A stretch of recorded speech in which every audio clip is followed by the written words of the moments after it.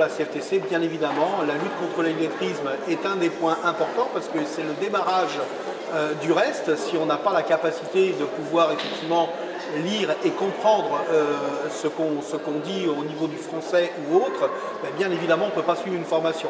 Donc ça découle de ça, donc c'est un point pour nous extrêmement important. Et bien sûr, toute la problématique de l'apprentissage, la levée de compétences de l'apprentissage, en étant sur un volet bien évidemment quantitatif, mais aussi qualitatif, est quelque chose qui nous semble extrêmement important.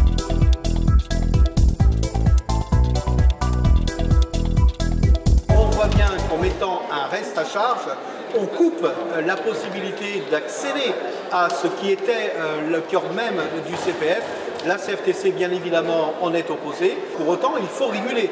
Et réguler, ça passe par ce qu'a fait le gouvernement en luttant contre les margoulins qui sont venus vampiriser le compte, malheureusement en plus des personnes les plus pauvres, hein, très clairement ceux qui n'avaient pas la connaissance de ce qu'était leur CPF à l'époque.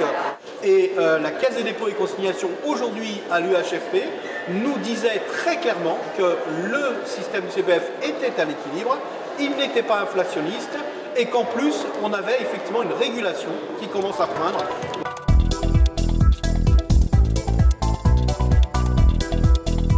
Pour être qualitatif, il faut revoir des process en entreprise.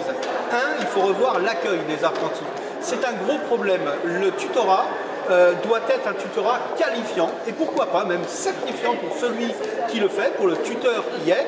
Il doit y avoir également au niveau de l'apprentissage donc des notions au niveau de la possibilité pour les apprentis de pouvoir mieux se véhiculer et pouvoir atteindre les centres d'apprentis. En province, tout le monde n'est pas à Paris, et en province, les centres d'apprentissage sont souvent éloignés des villages. Et résultat, ça pose des gros problèmes pour les familles.